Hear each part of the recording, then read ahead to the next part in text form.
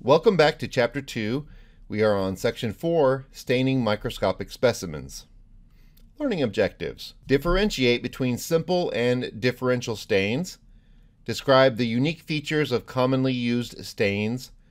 Explain the procedures and name clinical applications for gram, endospore, acid-fast, negative capsule, though we always just called it the capsule stain, and Flagella staining. In their natural state, most of the cells and microorganisms that we observe under the microscope lack color and contrast. This makes it difficult, if not impossible, to detect important cellular structures and their distinguishing characteristics without artificially treating specimens. We have already alluded to certain techniques involving stains and fluorescent dyes, and in this section we will discuss specific techniques for sample preparation in greater detail.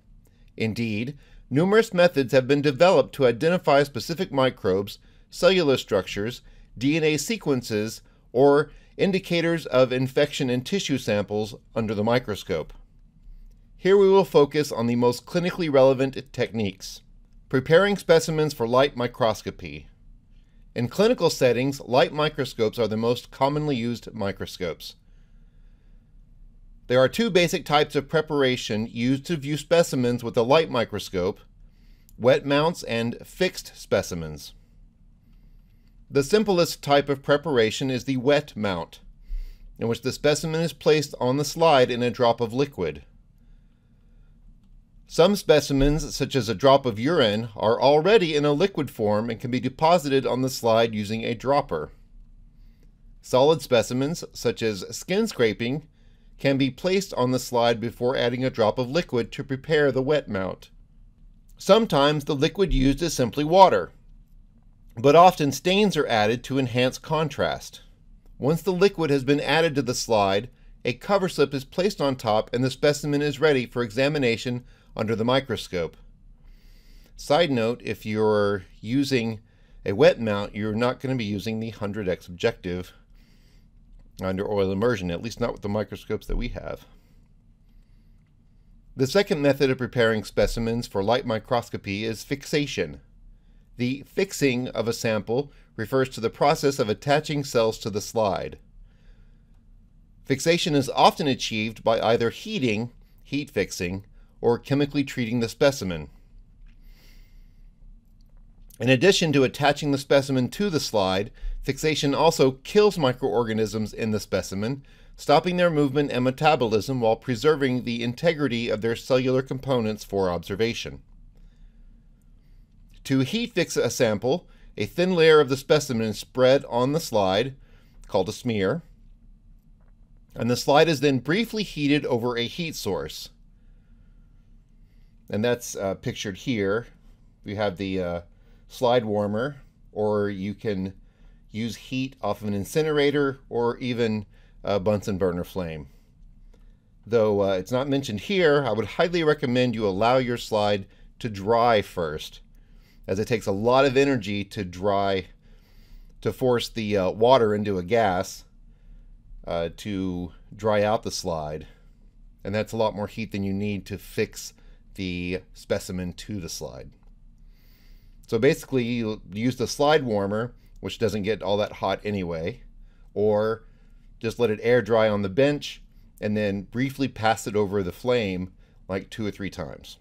That will effectively heat fix. Chemical fixatives are often preferable to heat for tissue specimens. Chemical agents such as acetic acid, ethanol, methanol, formaldehyde in the form of formalin, and glutaraldehyde can denature proteins, stop biochemical reactions, and stabilize cell structures in tissue samples. In addition to fixation, staining is almost always applied to color certain features of a specimen before examining it under a light microscope. Stains, or dyes, contain salts made up of a positive ion and a negative ion. Depending on the type of dye, the positive or the negative ion may be the chromophore, which is the colored ion. The other uncolored ion is called the counter ion. If the chromophore is the positively charged ion, the stain is classified as a basic dye. If the negative ion is the chromophore, the stain is considered an acidic dye. Dyes are selected for staining based on the chemical properties of the dye and the specimen being observed, which determine how the dye will interact with the specimen. In most cases, it is preferable to use a positive stain, a dye that will be absorbed by the cells or organisms being observed, adding color to objects of interest to make them stand out against the background. However, there are scenarios in which it is advantageous to use a negative stain, which is absorbed by the background but not by the cell or organisms in the specimen. Negative staining produces an outline or silhouette of the organisms against a colorful background. And that is letter C there. That is a negative stain. Because cells typically have negatively charged cell walls, the positive chromophores and basic dyes tend to stick to the cell walls, making them positive stains. Thus, commonly used basic dyes such as basic fuchsin, crystal violet, malachite green, methylene blue, and safranin typically serve as positive stains. On the other hand, the negatively charged chromophores and acidic dyes are repelled by negatively charged cell walls, making them negative stains. Commonly used acidic dyes include acid fuchsin, eosin, and rose bengal. Okay, so there's a summary figure, figure 2.40, that provides more detail. Some staining techniques involve the application of only one dye on the sample. Others require more than one dye. In the simple staining, a single dye is used to emphasize particular structures in the specimen. A simple stain will generally make all of the organisms in a sample appear to be the same color, even if the sample contains more than one type of organism. In contrast, differential staining distinguishes organisms based on their interactions with multiple stains. In other words, two organisms in a differentially stained sample may appear to be different colors. Differential staining techniques commonly used in clinical settings include gram staining, acid-fast staining, endospore staining, flagella staining, and capsule staining. See, the book dropped the negative capsule staining at this point. Interesting. And there's another summary figure that provides more details on these differential staining techniques. Gram staining. The gram stain procedure is a differential staining procedure that involves multiple steps. It was developed by Danish microbiologist Hans Christian Gram in 1884 as an effective method to distinguish between bacteria with different types of cell walls. And even today, it remains one of the most frequently used staining techniques. The steps of the gram stain procedure are listed below and illustrated right over there. First, crystal violet, a primary stain, is applied to a heat-fixed smear, giving all of the cells a purple color. Number 2. Next, Gram's iodine, a mordant, is added. A mordant is a substance used to set or stabilize stains or dyes. In this case, Gram's iodine acts like a trapping agent that complexes with the crystal violet, making the crystal violet iodine complex clump and stay contained in thick layers of peptidoglycan in the cell walls. Now, a description of peptidoglycan will be coming up in the next chapter, the cell. So number 3. Next, a decolorizing agent is added, usually ethanol or an acetone ethanol solution. Cells that have thick peptidoglycan layers in their cell walls are much less affected by the decolorizing agent. They generally retain their crystal violet dye and remain purple. However, the decolorizing agent more easily washes the dye out of cells with thinner peptidoglycan layers, making them again colorless. It is possible to over-decolorize a gram-positive cell, though. You only apply your decolorizer about 30 seconds. Finally, a secondary stain, or counterstain, which is usually safranin, is added.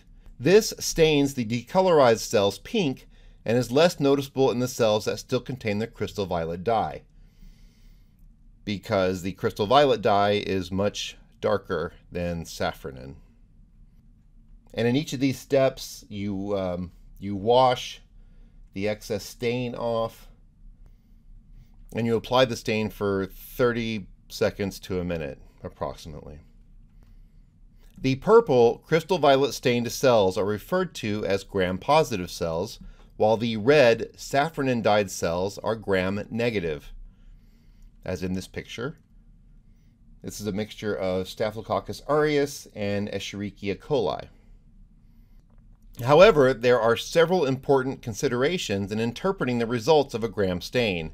First, older bacterial cells may have damage to their cell walls that cause them to appear gram-negative even if the species is gram-positive. In general, cells or cultures that are older than about 72 hours seem to start giving intermediate gram stain results. Thus, it is best to use fresh bacterial cultures for gram staining. Second, errors such as leaving on decolorizer too long can affect the results. In some cases, most cells will appear gram-positive, while a few appear gram-negative. This suggests damage to the individual cells or that decolorizer was left on for too long. The cells should still be classified as gram-positive if they are all the same species rather than a mixed culture. Okay, that works. Okay, that's if they were over-decolorized. That's not the case in this figure. This figure is a picture of a mixed culture. You have the Staphylococcus aureus, which are the grape-like clusters that are the purple color, and then the Coccobacillus-shaped cells that are pink in here are the Escherichia coli. Besides their differing interactions with dyes and decolorizing agents, the chemical differences between gram-positive and gram-negative cells have other implications with clinical relevance. For example, gram staining can help clinicians classify bacterial pathogens in a sample into categories associated with specific properties. Gram-negative bacteria tend to be more resistant to certain antibiotics than gram-positive bacteria. We will discuss this and other applications of gram staining in more detail in later chapters. Clinical focus, Part 3. Viewing Cindy's specimen under the dark field microscope has provided the technician with some important clues about the identity of the microbe causing her infection. However, more information is needed to make a conclusive diagnosis. The technician decides to make a gram stain of the specimen. This technique is commonly used as an early step in identifying pathogenic bacteria. After completing the gram stain procedure, the technician views the slide under the bright field microscope and sees purple, grape-like clusters of spherical cells. Wait, that sounds familiar. That sounds like the picture in the previous slide. Are these bacteria gram-positive or gram-negative? What does this reveal about their cell walls? Oh, and here's a picture of what the clinician viewed when they did a gram stain of the sample, which would be pretty impressive because they didn't culture it at all. Okay, acid-fast stains.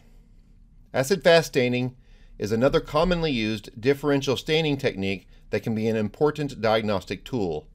An acid-fast stain is able to differentiate two types of gram-positive cells, those that have waxy mycolic acids in their cell walls and those that do not.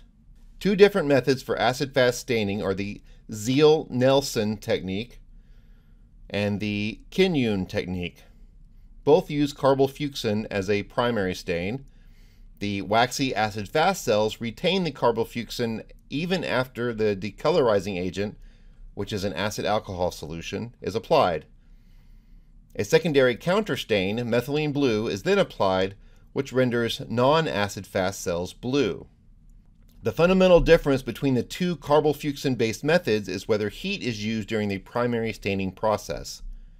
The Ziehl-Neelsen method uses heat to infuse the carbofuchsin into the acid-fast cells, whereas the Kinyoun method does not use heat.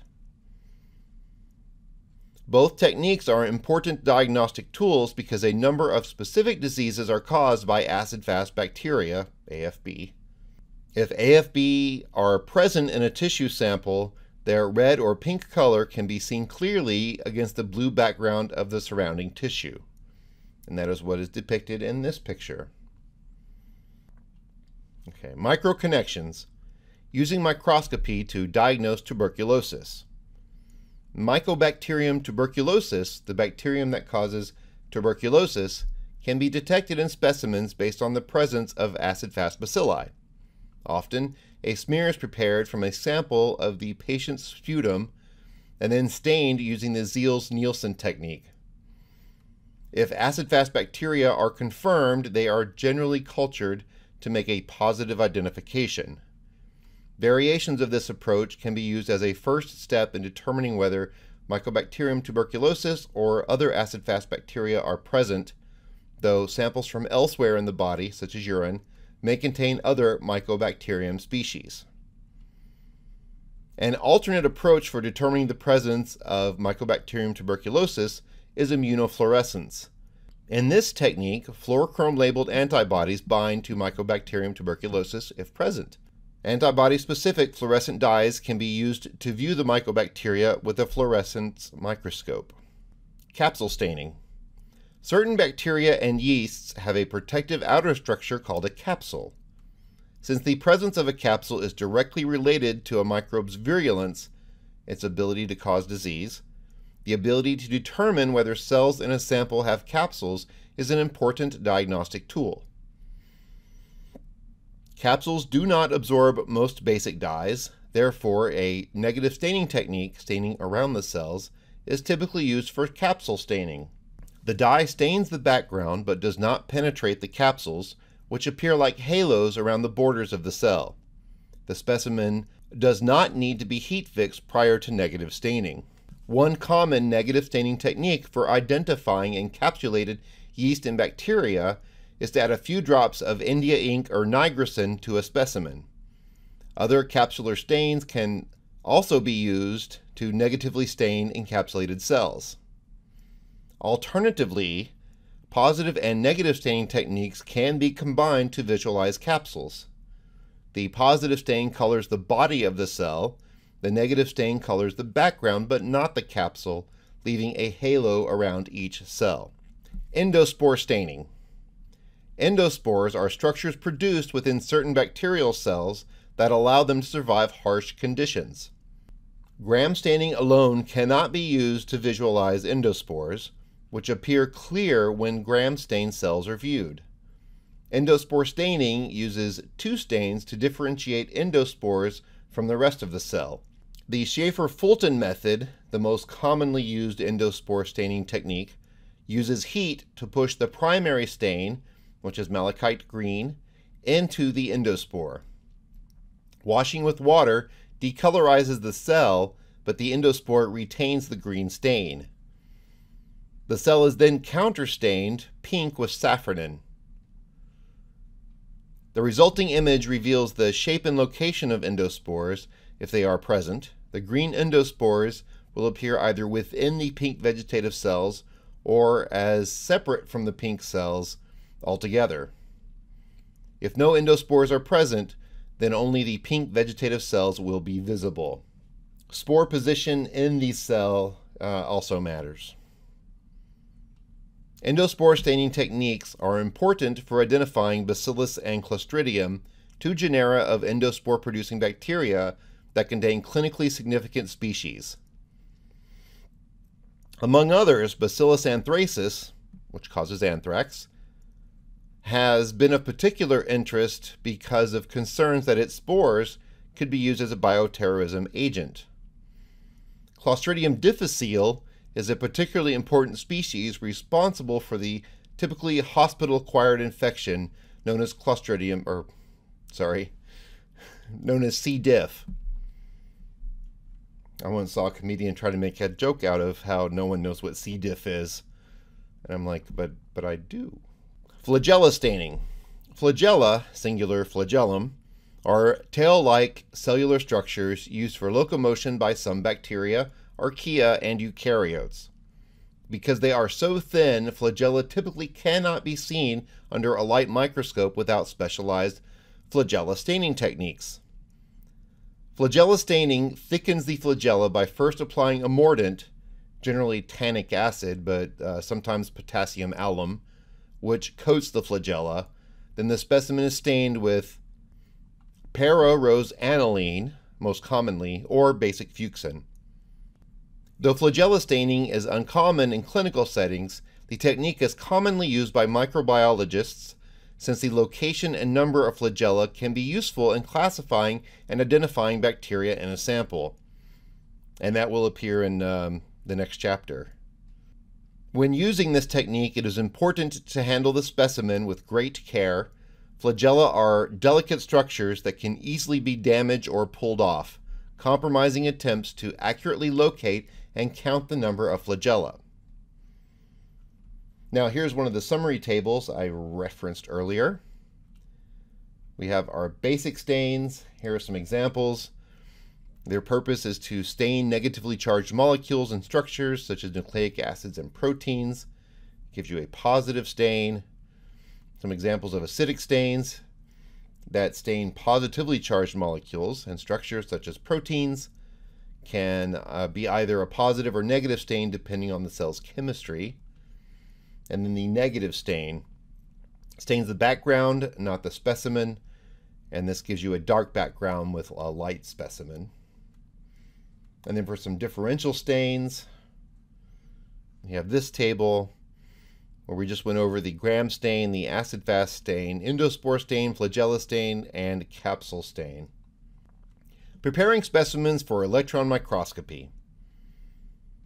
Samples to be analyzed using a transmission electron microscope must have very thin sections. But cells are too soft to cut thinly, even with diamond knives. To cut cells without damage, the cells must be embedded in a plastic resin and then dehydrated through a series of soaks in ethanol solutions. 50% first, and then 60%, 70%, and so on. The ethanol replaces the water in the cells, and the resin dissolves in ethanol and enters the cell, where it solidifies. Next, thin sections are cut using a specialized device called an ultramicrotome. Finally, samples are fixed to fine copper wire or carbon fiber grids and stained, not with colored dyes, but with substances like uranyl acetate or osmium tetroxide, which contain electron-dense heavy metal atoms. When samples are prepared for viewing using a scanning electron microscope, they must also be dehydrated using an ethanol series. However, they must be even drier than is necessary for a TEM. Critical point drying with inert liquid carbon dioxide under pressure is used to displace the water from the specimen. After drying, the specimens are sputter coated with metal by knocking atoms off a palladium target with energetic particles. Sputter coating prevents specimens from becoming charged by the SEM's electron beam. Microconnections, using microscopy to diagnose syphilis. The causative agent of syphilis is Treponema pallidum, a flexible spiral cell, a spirochete, that can be very thin, less than 0.15 micrometers or 150 nanometers, and match the refractive index of the medium, making it difficult to view using bright field microscopy. Additionally, this species has not been successfully cultured in the laboratory on an artificial medium. Therefore, diagnosis depends upon successful identification using microscopic techniques and serology, analysis of body fluids, or looking for antibodies to a pathogen. Since fixation and staining would kill the cells, dark field microscopy is typically used for observing live specimens and viewing their movements. However, other approaches can also be used. For example, the cells can be thickened with silver particles in tissue sections and observed using a light microscope. It is also possible to use fluorescence or electron microscopy to view treponema.